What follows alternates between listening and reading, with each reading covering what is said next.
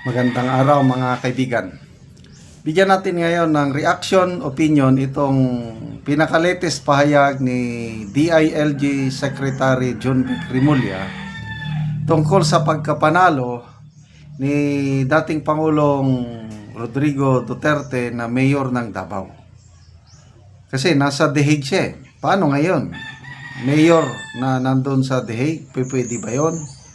Ito ang malungkot na pahayag, nakaka-dismaya pahayag ng DILG Secretary.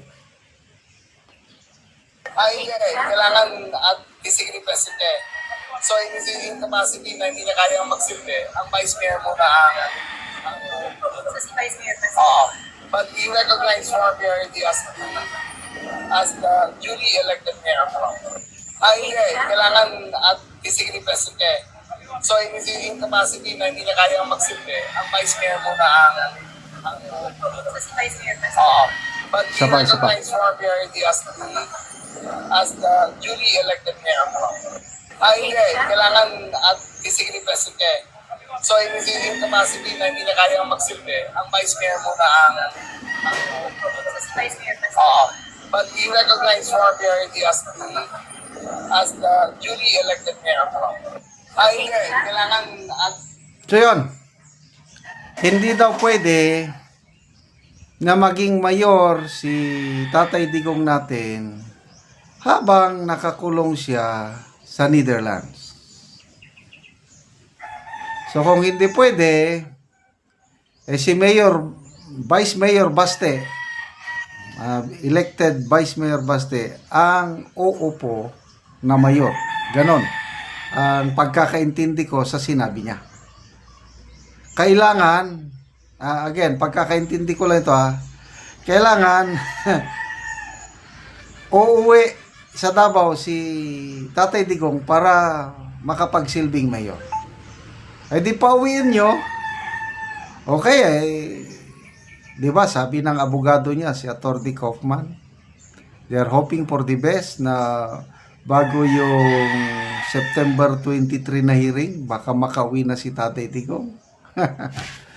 Let's pray. Why not? Lalo na ngayon, medyo dami ng malas na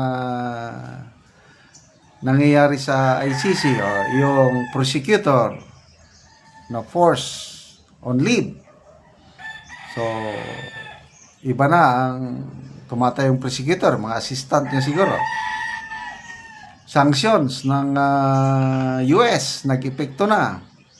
Yung kanilang website ba yun? Hindi na nila ma-access.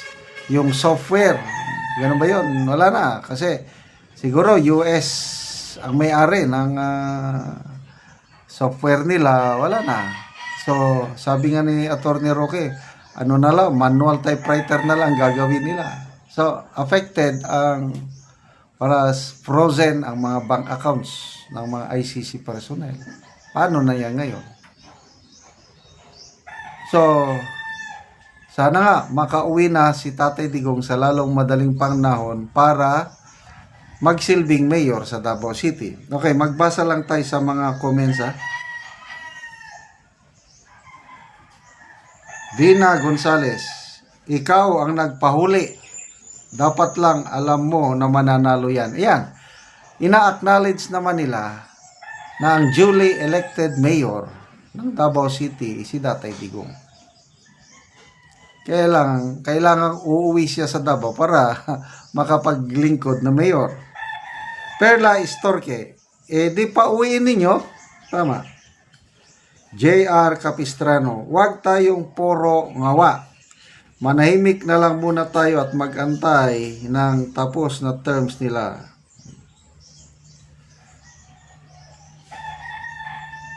Michelle Santos, di ka pa nagre-resign. Balik ka na dito sa Cavite. Mag-announce ka na lang kung may pasok o wala. Diyan siya naging sikat yung announcement.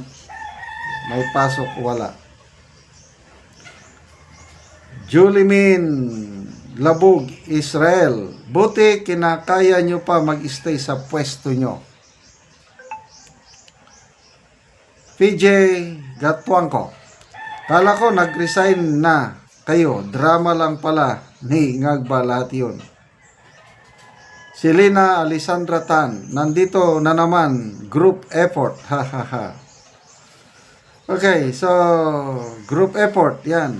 Group effort. Kasalanan nyo yan. Sinasabi. Anyway, to me, it's a blessing in disguise. Sakali ha, na hindi siya pwedeng pagtrabahuin as mayor. To me, blessing in disguise. Bakit? Very stressful po ang buhay ng isang mayor ng malaking syudad kagaya ng Davao. So total, nanalo naman sila. They have proven their point, mga Duterte ba, na sila pa rin ang gusto ng taong bayan dahil lahat ng kalaban nila natalo. Sila nanalo, hindi lang landslide, kundi tsunami. Ang layo ng lamang nila sa mga kalaban. So bakit pa mag-act as mayor si PRRD na nandyan naman si Baste? Ang problema, kung ang vice mayor, example lang ito kung ang vice mayor nanalo, Nograles, problema yun. Sa akin, okay na lang. Para makapagpahinga si Tatay Digong, relax lang siya doon. Wala na siyang iisipin na mga problema ng siyudad. Kayang-kaya naman ibaste. Noong una, marami ang nagduda sa kakayahan ni Baste. Ako rin. Sabi ko nung nanalo na siya, no? Kaya niya ito. Kasi yung background niya, surfer, happy-go-lucky. Kaya lang ngayon, ang daming nagsasabi na talagang more than qualified. Kung sa educational attainment or wala, underqualified siya. But yung nagawa niya as mayor ng Davao, sobra pa. Nadobli daw ang income ng Davao City ngayon. Nabasa ko lang, nakalimutan ko yung amount. Example lang kung nung panahon ni Mayor Inday Sara, 2 billion ang income ng Davao. Ngayon, naging 4 billion, something like that, yung income. Kaya ganon po galing na mayor si Mayor Baste. Kaya no problem. Sige.